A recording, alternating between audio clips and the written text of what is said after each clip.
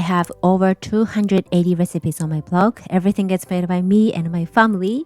If you remember, a couple months ago, I kind of mentioned it would be fun to have a tea. Then I received an email from a viewer called Eric. He lives in New York, loves Japanese food and culture. He sent me a recipe for me to try, and that's the recipe we're gonna make today. I haven't tried this recipe yet. I thought it would be fun to go through all the process with you guys and share as fresh reaction as possible. I'll introduce Eric at the end of this video, so stay tuned for that. Today we're gonna make pickled plum ginger noodle soup. We are starting by chopping Japanese leeks.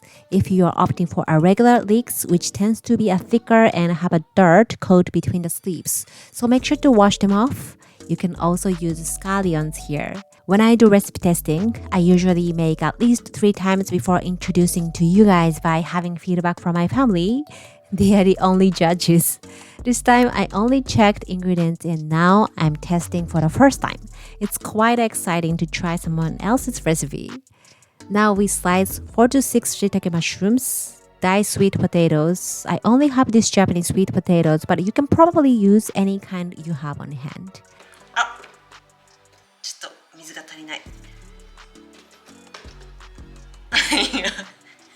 Okay. Not soaked. Yeah, it's not soaked, but I'm gonna add some water soaked. until Soaked. it's fully Not covered. soaked. どうした?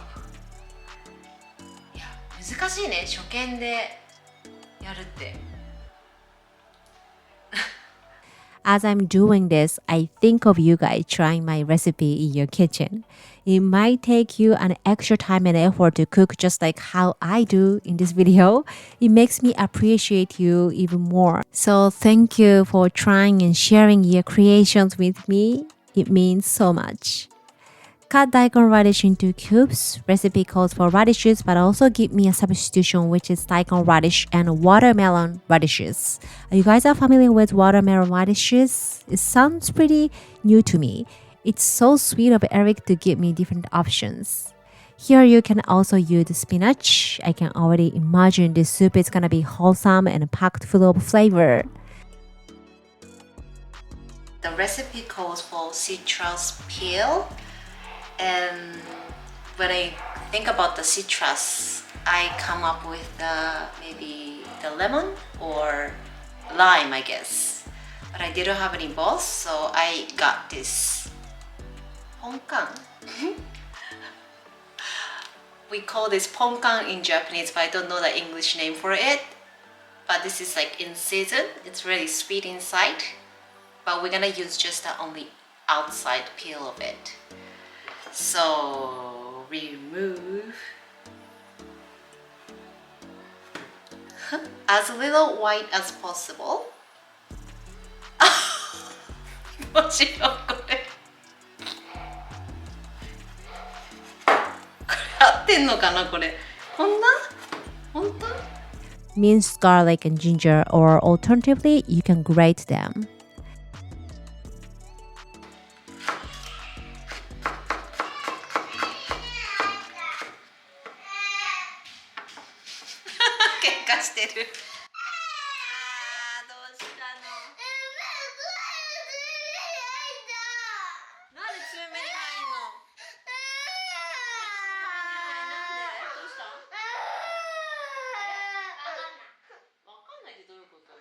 So do you guys know this konjac noodle? I love how Eric brings this konjac noodle as opposed to using just a regular noodle like udon noodle, ramen noodle, which totally works in this recipe.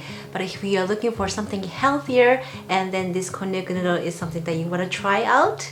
Konjac is made with a konjac yam. It's known to be high in fiber and supposed to improve our bowel movement. It has a distinctive earthy taste to it, so I recommend doing a little bit of preparation before adding into the soup. Just blanch them for 1 to 2 minutes, then drain the water. To a large pot, add oil followed by ginger and garlic. Cook it until fragrant, which took me about 1 to 2 minutes. Add shiitake mushroom together with chopped leeks and white part of bok choy and sweet potato. Cook it for about 5 minutes over medium heat. It already smelled so good with the ginger and garlic. So far, I'm doing okay, right?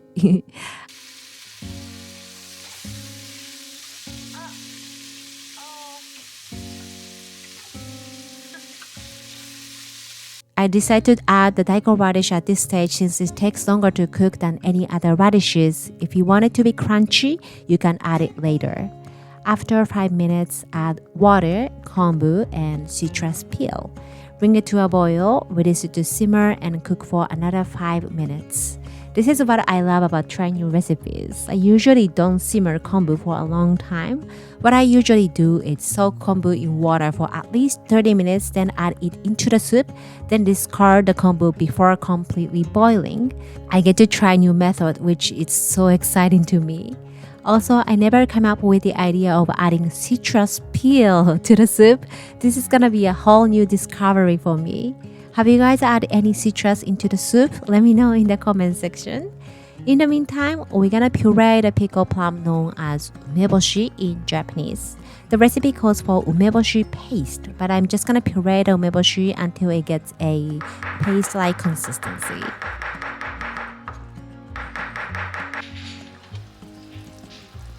Add the tofu and the green part of bok choy.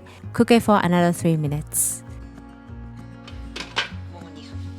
When the greens are softened, remove the kombu and citrus peel.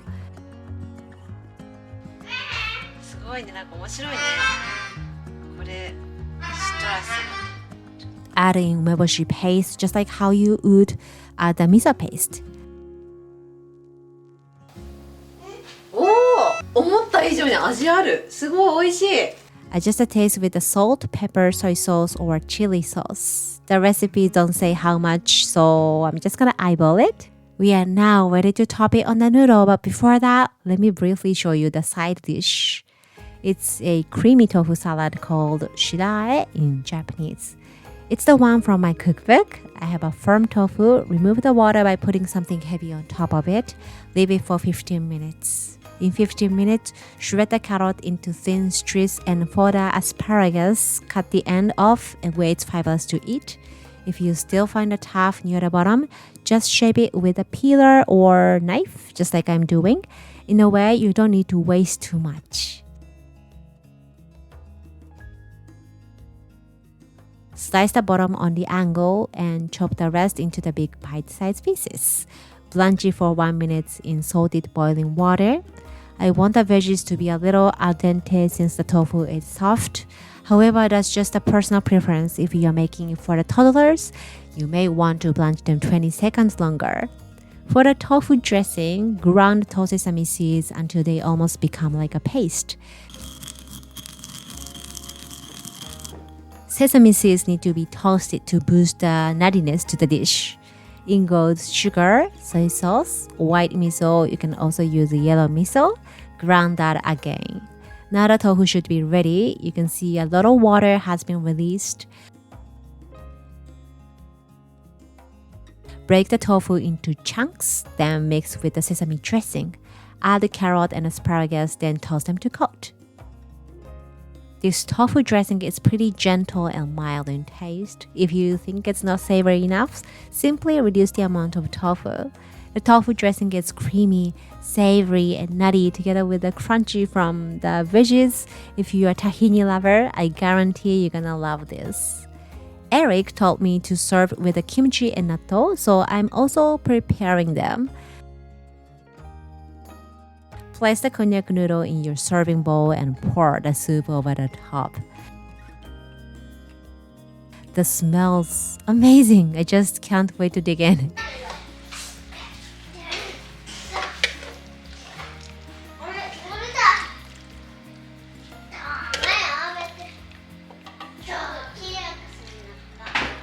This is probably very important for the flavor profile. Drizzle dash of toasted sesame oil at the end. And time for the taste test. いただきます。まずスープから。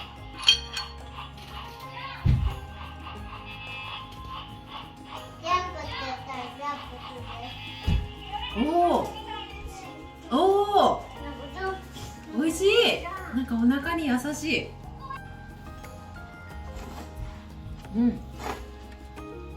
うん。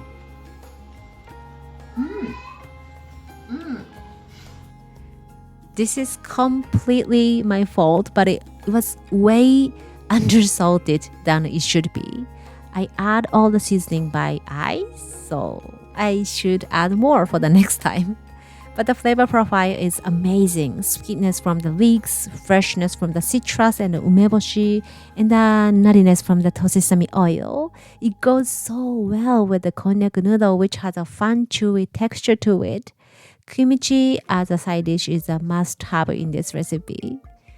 Eric is now officially on my team. Yay! He's gonna create more gluten-free vegetable vegetable-rich recipes for you. I also welcome a couple more members to my team. They are now working on a secret project with me. Over the last 2 years, I was working by myself, but I needed some help as my kids' activities are now getting pretty intense, and because of my English, I need someone to prove my grammar on my website for you guys to understand better. Now, most of the recipes are checked by Michelle, who lives in Canada. We used to cook together when she was in Japan. I'm so proud of her doing all this with 2 kids. I can't wait to share my secret project with you guys, but more on that later.